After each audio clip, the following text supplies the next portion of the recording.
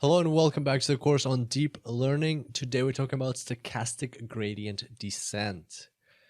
Previously, we learned about gradient descent and we found out that it is a very efficient method to solve our optimization problem where we're trying to minimize the cost function.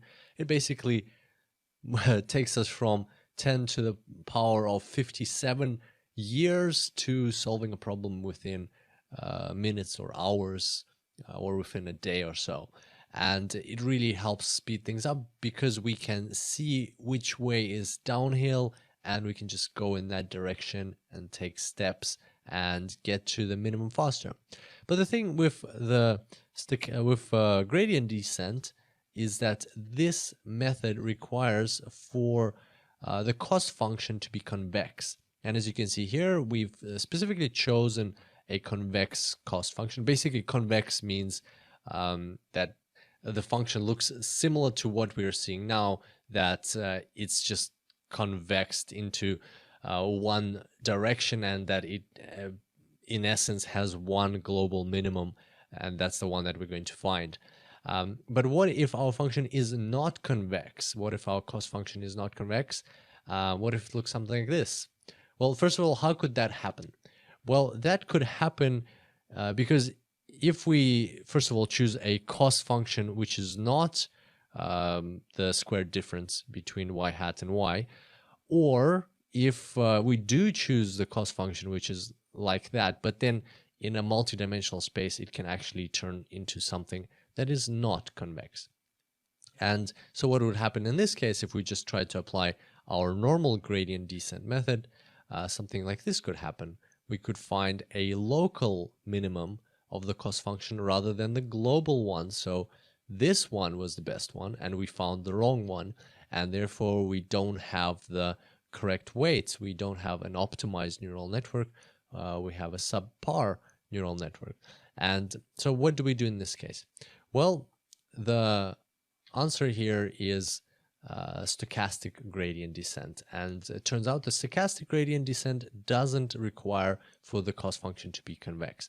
So let's have a look at the two differences between the normal gradient descent that we talked about and the stochastic gradient descent.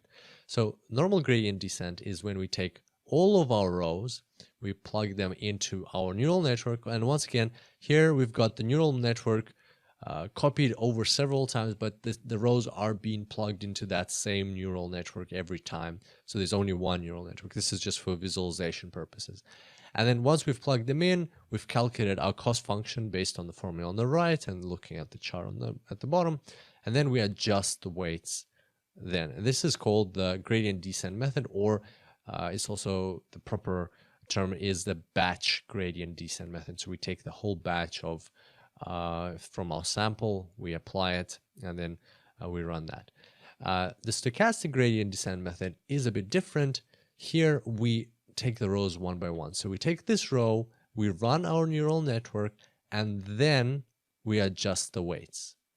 Then we move on to the second row. We take the second row, we run our neural network, we look at the cost function, and then we adjust the weights again.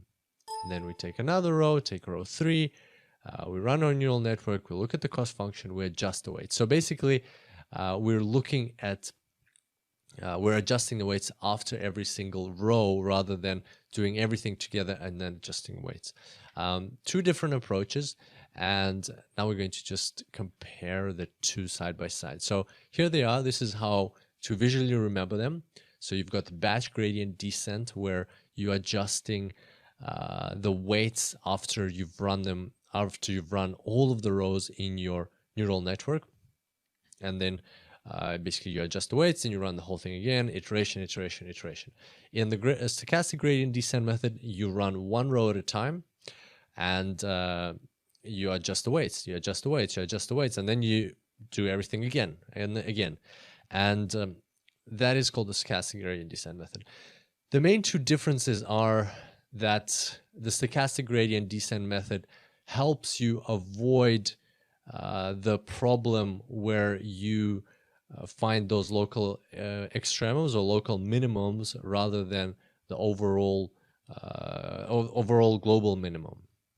And the reason for that, in simple terms, is that the SGD, or the stochastic gradient descent method, has much higher fluctuations because it can afford them. It's doing one iteration or one row at a time, and therefore the fluctuations are much higher, and it is much more likely to find the global minimum rather than just the local minimum. And the other thing about the stochastic gradient descent method compared to the batch gradient is it's faster. Like, the first impression that you might have is, because it's doing every single row one at a time, it's slower, but actually, in fact, it is faster because it doesn't have to load up all the data into memory and run and wait until all of those rows are run all together. It can just run them one by one, so it's a much lighter algorithm. It's much faster in that sense. So though it has way more, in those senses, it has more advantages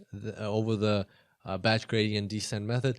The main advantage of, or the main kind of like pro for the batch gradient descent method, is that it is a deterministic algorithm rather than stochastic gradient descent being a stochastic algorithm, meaning it's random. And with the batch gradient descent method, as long as you have the same starting weights for your neural network, every time you run the batch gradient descent method, you will get the same iterations, the same results for your for the way your weights are being updated. For the stochastic gradient descent method, you won't get that because it is a stochastic method. You're picking your rows possibly at random, and you are updating your neural network in a stochastic manner, and therefore you're just going to, every single time you run the stochastic gradient descent method, even if you have the same weights at the start, you're going to have a different process and different iterations to get there. So that's in a nutshell what stochastic gradient descent is. Also, there's a method in between the two called the mini batch gradient descent method, where you combine the two and you basically run, rather than running a whole batch or running one at a time, you run batches of rows, maybe 5, 10, 100, however many rows you decide to set. You run that number of rows at a time, then you update your weights, and so on. And that's called the mini batch gradient descent method. If you'd like to learn more about gradient descent, there's a great article which you can have a look at. It's called A Neural Network in 13 Lies of Python, Part 2, Gradient Descent, by Andrew Trask. And the link is below. It's on GitHub, 2015 article. Very well written, in very simple terms.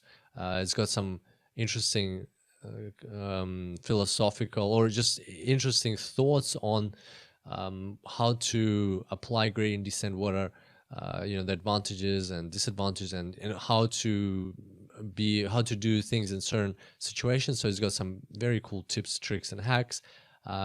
Very easy read, so definitely check that out. And another one, a bit more heavier read for those of you who are into mathematics, who want to get to the bottom of the mathematics, why gradient descent is that specific, what are the formulas that are driving gradient descent, how is it calculated, and so on. Check out the article, or actually the book. It's a free online book called Neural Networks and Deep Learning by Michael Nielsen, 2015 book. It's just basically, it's all online. You can go ahead and check it out there. And they're, again, very soft introduction to the mathematics, but the mathematics are pretty heavy as you go along, as you read through the article. But at the same time, it gets you into that mood. I think even it has like a warm-up chapter where you first warm up with the math and then you jump into them. So interested in math, then this is the article to go to. And there we go. So that's, in a nutshell, the difference between gradient descent and stochastic gradient descent, and how the two work. And on that note, we're going to wrap up today's tutorial. I look forward to seeing you on the next one. And until then, enjoy deep learning.